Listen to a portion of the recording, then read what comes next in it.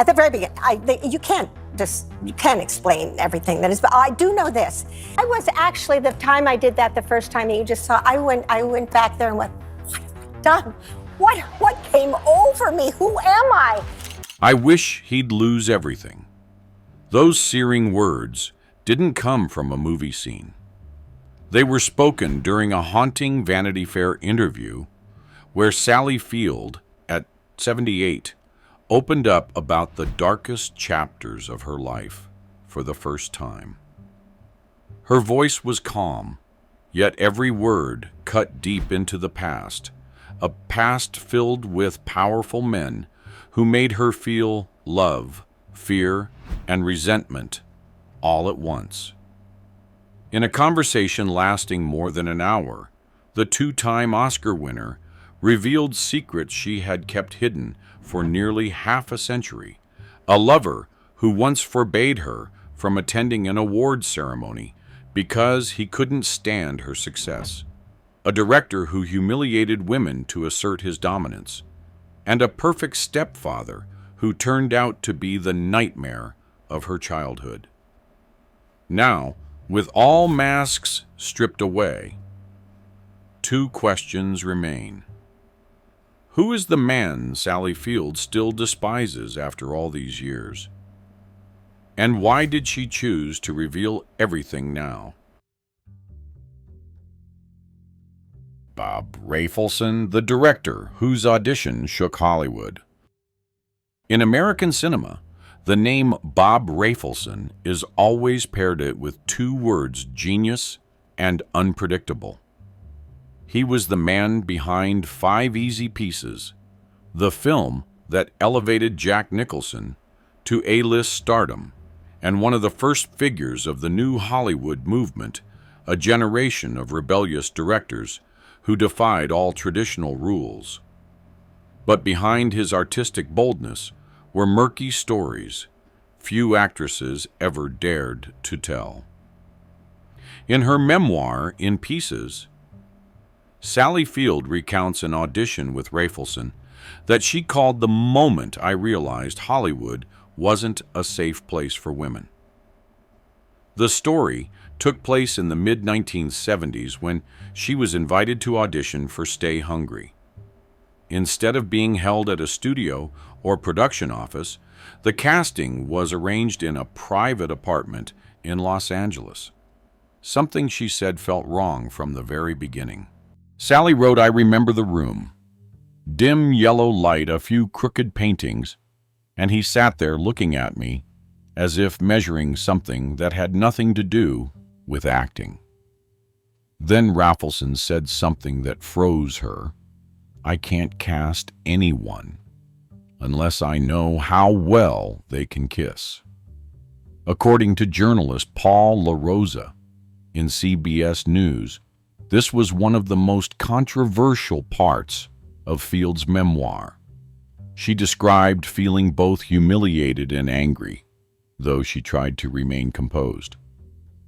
"I just wanted to get out of that room as quickly as possible," she wrote.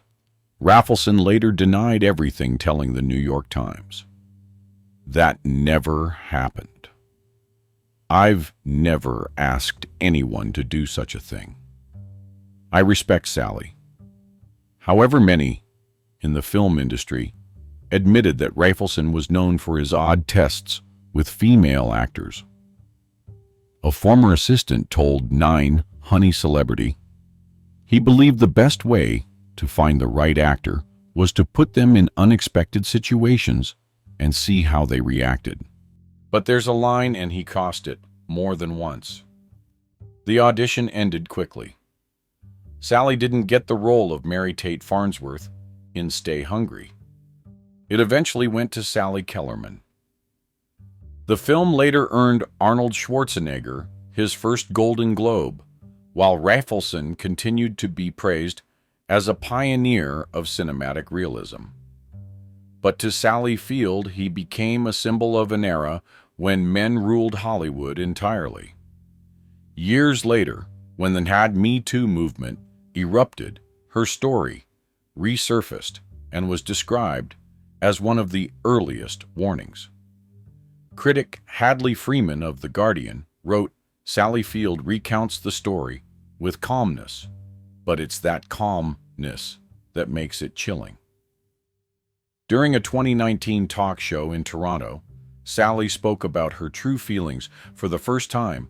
"I walked out, sat in my car, and thought, why do I have to prove myself that way just to be respected? I realized silence only lets it happen again."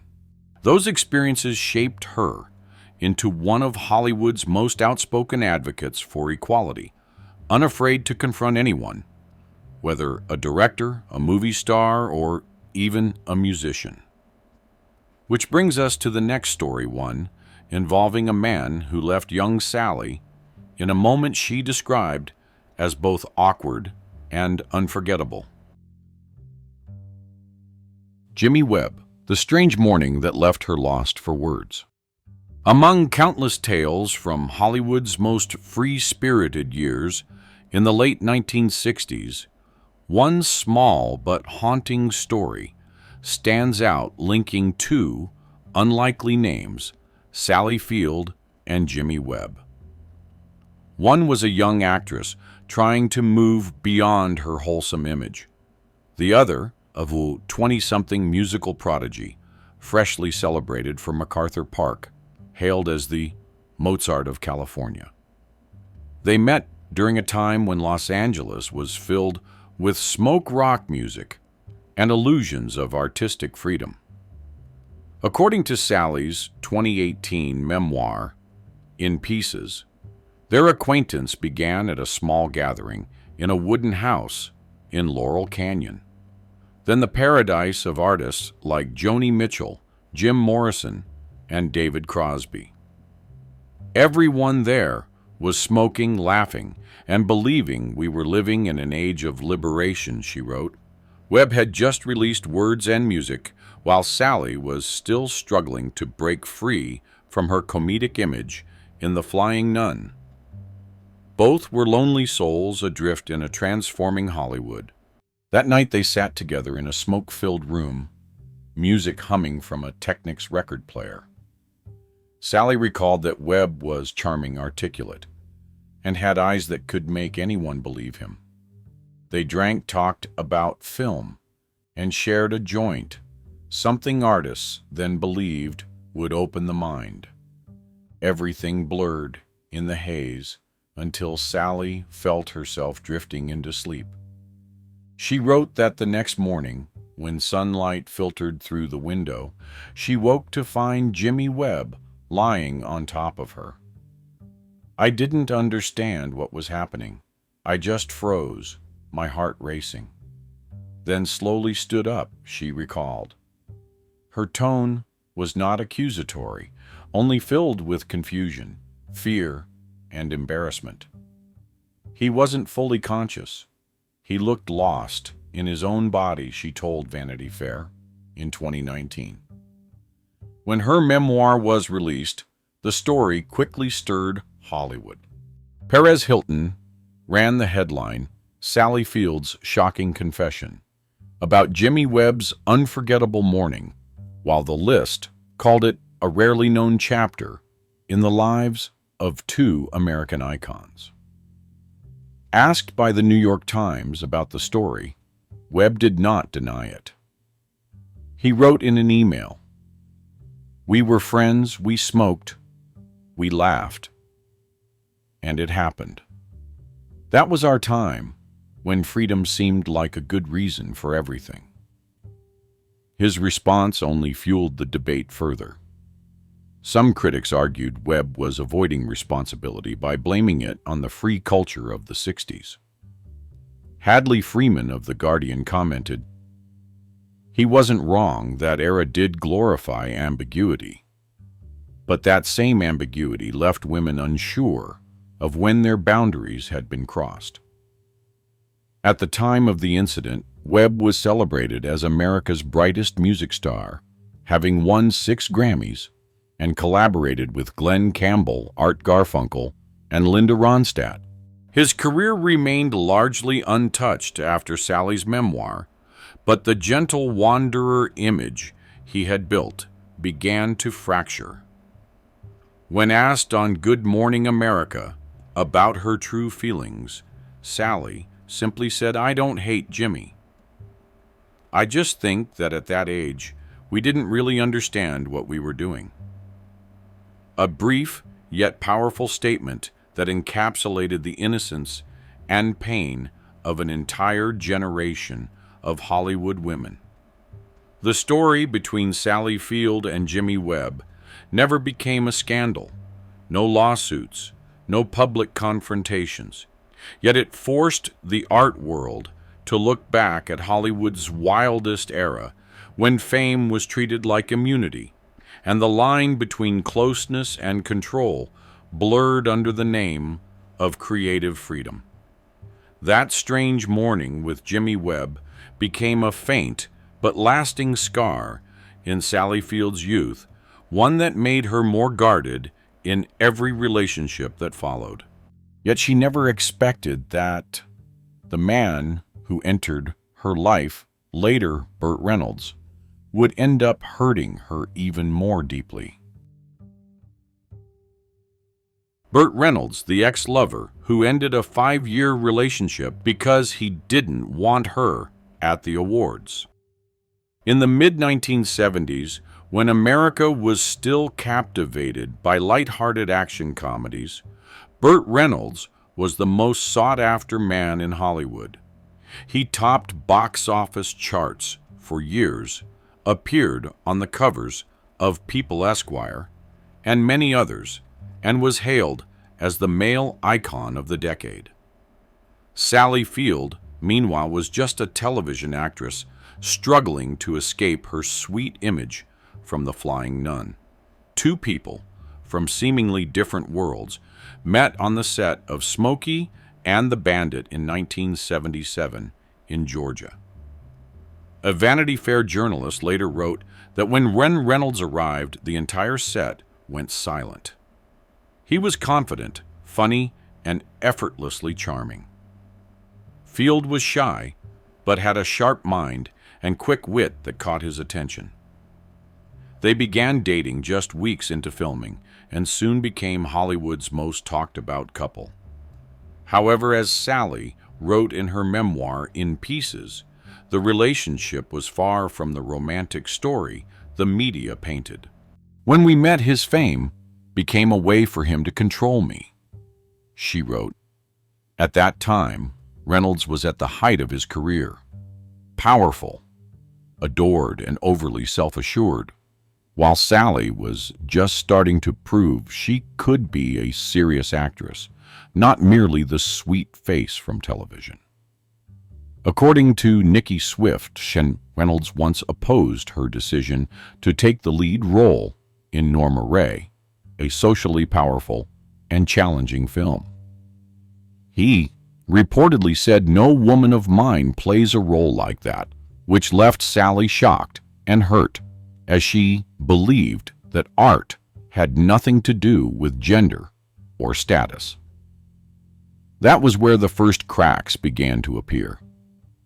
At parties and public events, Reynolds preferred Sally to keep a gentle, lovable image, while she longed to discuss acting and filmmaking. According to Decider, close friends of Field recalled that Reynolds disliked seeing her talk privately with other men. Once, when she was chatting with a colleague, he placed his hand on her face and whispered, "That's enough." As Sally became more successful, the tension grew.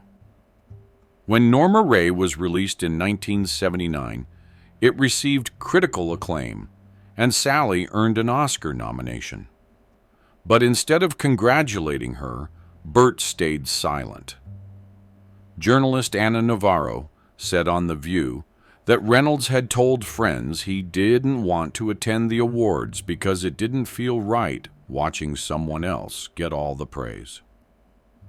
On the night of April 14, 1980, at the Dorothy Chandler Pavilion in Los Angeles, Sally Field stood on stage, teary-eyed, holding her golden statue amid thunderous applause. Outside, the press buzzed with one question. Why wasn't Burt Reynolds there? A Variety reporter described it as the night Sally stepped out of the shadow of Hollywood's most powerful man. After that night, their relationship couldn't be repaired. Reynolds' directing career declined, while Sally rose to the ranks of A-list stardom. In a 1981 interview, she said softly, "He wasn't a bad person, just not good for me." When In Pieces was published in 2018, only 4 days before Reynolds passed away, Sally told The Guardian she was afraid at the thought of him reading it, admitting, "The truth can hurt people. But I couldn't lie about my own life." After escaping that intense, controlling relationship, Sally thought she had learned to distance herself from powerful men. But not long after, she found herself in another, even more stressful situation. This time, it was on a movie set with a famously temperamental co-star. Tommy Lee Jones, the co-star she hated the most. In director Martin Ritt, who had helped Sally Field win her Oscar for Norma Ray, invited her to star in his new project Back Roads. The movie, filmed in Alabama and Louisiana, told the story of two lost and struggling souls trying to escape the consequences of their choices. Her co-star was Tommy Lee Jones, a rising actor praised for his role in Coal Miner's Daughter. At first, it seemed like a dream. Pairing Jones was rugged and intense, while Sally was known for her emotional authenticity. But within days, rumors began to circulate about tension between the two. According to Wikipedia, Ritt had to delay filming several times because the two leads refused to talk to each other when the cameras weren't rolling. Jones was known for being a perfectionist, quiet, demanding, and impatient. A crew member told Variety that he often arrived early, read the script, and even rewrote not only his lines, but sometimes Sally's. When she objected, he stayed silent and threw the script on the table. Sally herself wasn't the type to stay quiet when pushed. On The Ellen Show, 2013, she recalled that Jones made her exhausted every single day on set. She remembered filming a heated argument scene between their characters. "We didn't need to act. The emotion was real." Director Martin Ritt later told The Hollywood Reporter that although their conflict exhausted the crew, it made their scenes fiery and alive. Indeed, the New York Times wrote, "There's a raw, unfiltered energy between Jones and Field that can't be replicated. But behind that creative spark was a darker reality. Jones was often described as too strict or even a bit domineering with his female co-stars. One crew member revealed that after a scene, Sally once broke down in tears while Jones walked off silently. Their relationship was described as colder than the editing room. When the film was released in March 1981, it grossed only $11.8 million lower than expected. Reviews didn't just discuss box office numbers, but also emphasized the clear lack of harmony between the two stars. Variety wrote, "Their tension is palpable, not only on screen, but off it too." Years later, when Jones had become a star with The Fugitive, and Sally had won her second Oscar for Places in the Heart, they met again at an event in Beverly Hills. Jones approached her, shook her hand, and apologized. Sally recalled, "I looked at him, smiled, thanked him, and walked away." To the public, that moment seemed like closure. But to Sally, it was a memory that would never bring peace. In a 2012 Variety interview, when asked about Tommy Lee Jones, Sally simply said, "He's an incredible talent, but sometimes talent comes with coldness." And Backroads ends with two people walking away from each other. And ironically, that's exactly what happened in real life. After that experience, Sally wrote in her memoir that she knew she would never again allow herself to be disrespected on set. But the deepest scars of Sally's life did not come from her co-stars. They came from the man inside the house she once called home. Jock Mahoney, the stepfather and the unforgettable shadow of childhood. Before Sally Field ever stepped into Hollywood, before her name became synonymous with golden statues, her world revolved around a small house in Pasadena, California, where the brightness of film lights mixed with the shadows of silence. Few knew that behind those white-painted wooden doors were the years Sally would later describe as the most frightening silence of my life. Her stepfather, Jock Mahoney, had once been a famous actor in the 1950s and 1960s.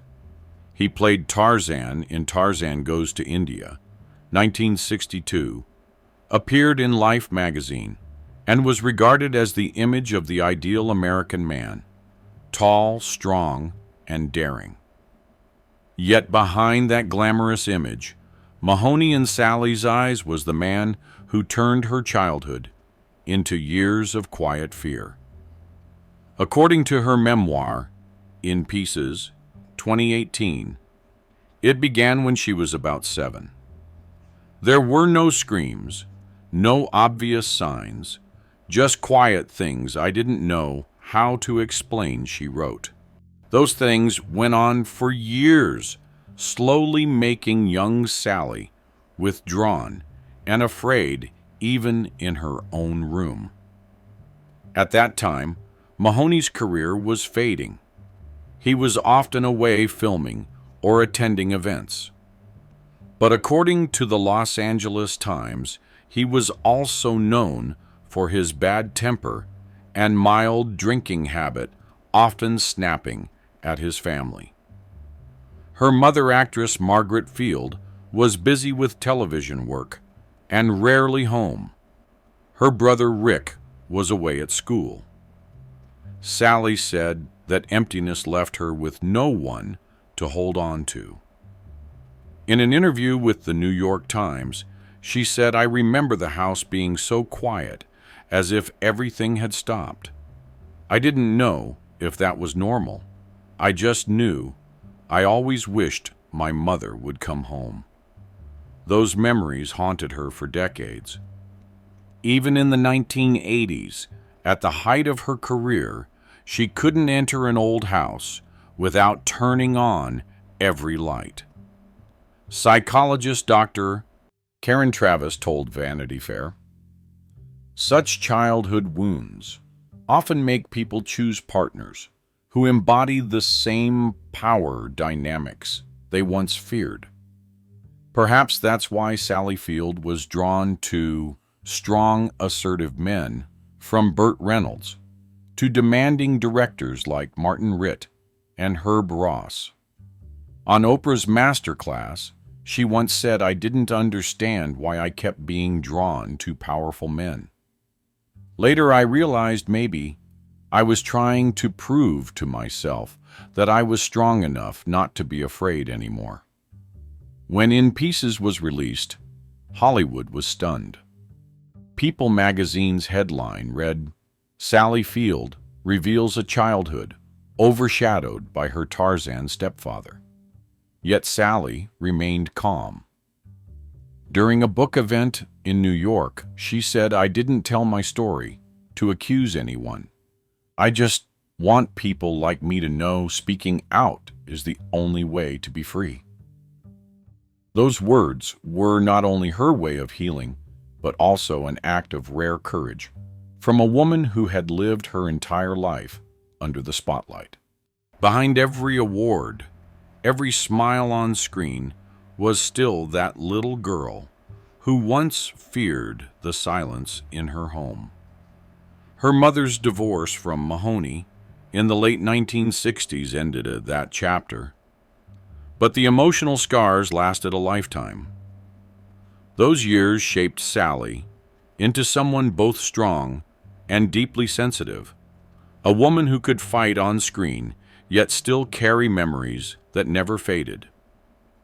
And it was that very mix of strength and tenderness that made her unique, allowing her to recognize the darker sides of filmmaking, where she would later come face to face with another powerful man director, Herb Ross, whom the cast called the Silent Storm on set.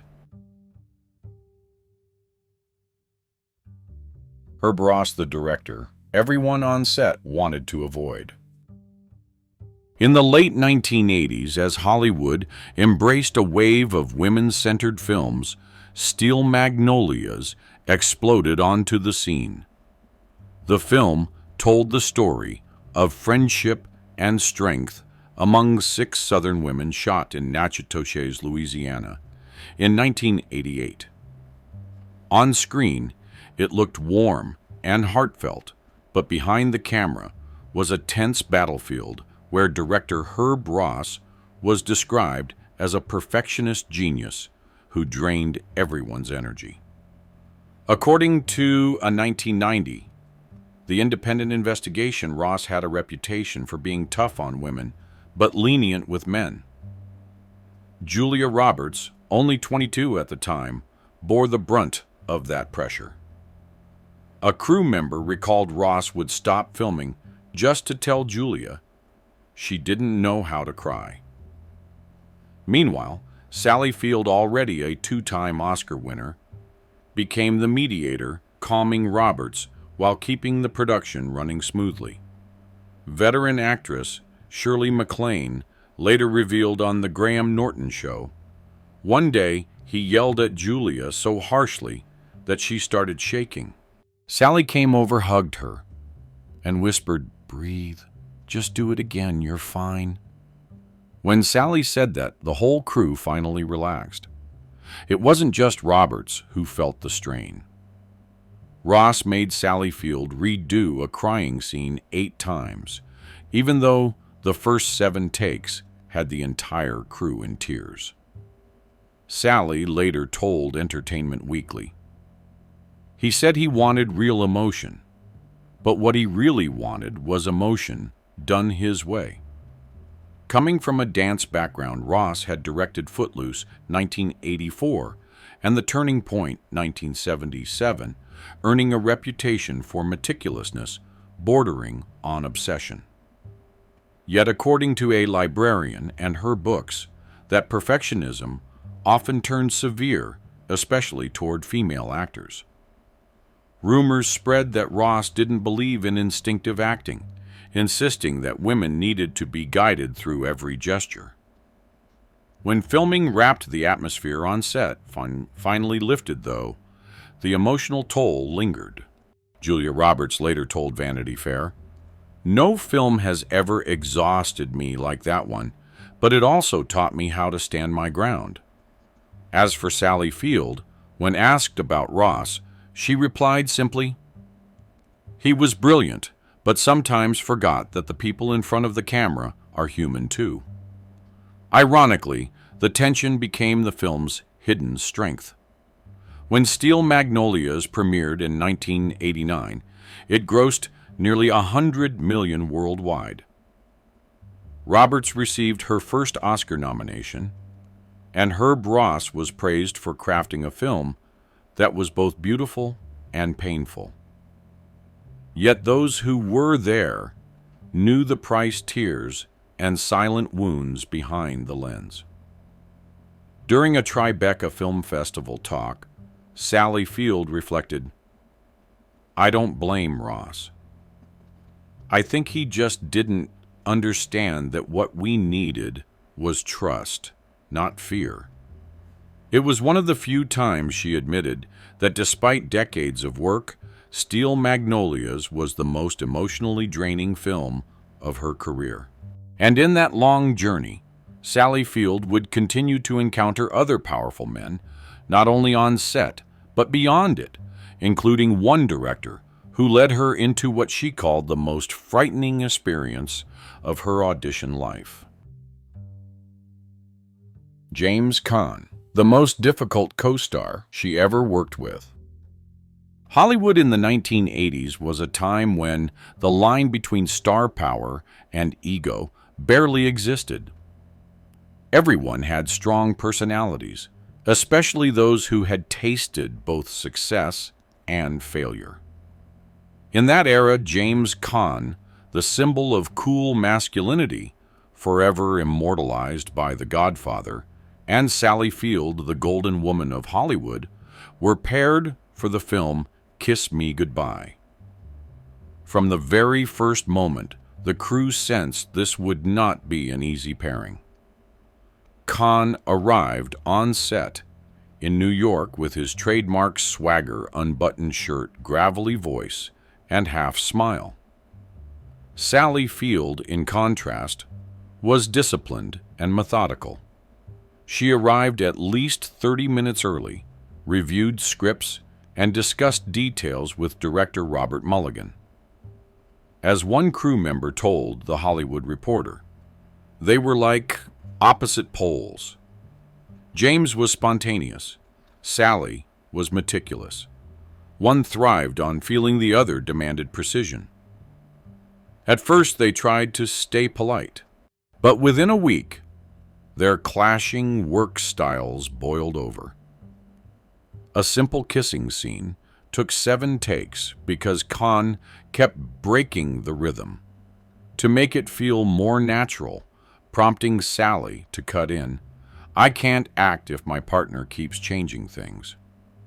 From that day on, they stopped talking altogether. When Rolling Stone journalist Peter Travers asked Caan years later about their relationship, he smirked and said, "I won't badmouth anyone, but that was the most frustrating film I've ever done." The quote was widely interpreted as confirmation that the tension had gone beyond professional boundaries. Sally, however, chose silence.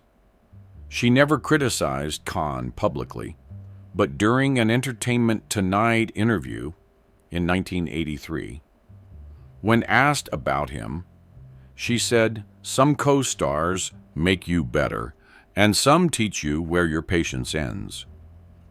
The set grew so tense that director Robert Mulligan rearranged the shooting schedule to keep the two apart off camera.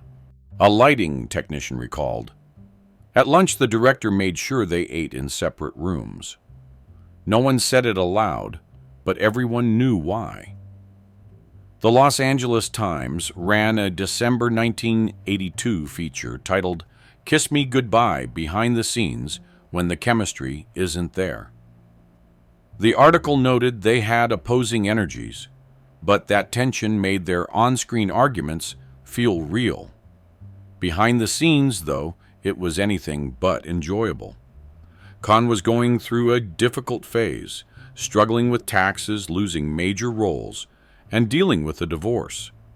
He often arrived late or skipped rehearsals altogether, which deeply frustrated Field, known for her professionalism. A costume team member recalled, "She stayed silent for days, but you could see the disappointment in her eyes whenever she looked at him." Despite the strain, the film was completed. Kiss Me Goodbye grossed over $16 million, not a flop, but below 20th Century Fox's expectations. Afterward, Caan announced a temporary break from acting while Sally Field moved forward with her career, never working with him again. Years later, when James Caan passed away in 2022, Sally posted a brief message on Twitter. "He was strong, passionate, and complicated. Sometimes the people who frustrate you most are the ones you remember forever. It was a quiet but poignant farewell, closing the chapter on a collaboration filled with conflict but no bitterness. Sally Field's life resembles a layered film where the glow of 2 Oscars cannot conceal the scars she has carried for decades. Behind her gentle on-screen smile is a woman who battled power dismissal and unspoken fears. Today in a changing Hollywood, her story is more than a recollection. It's a warning bell for generations to come about the true cost of fame and silence. And you who among those 7 men do you think left the deepest mark on Sally Field's heart? Share your thoughts below. And don't forget to subscribe and turn on notifications for more untold Hollywood stories.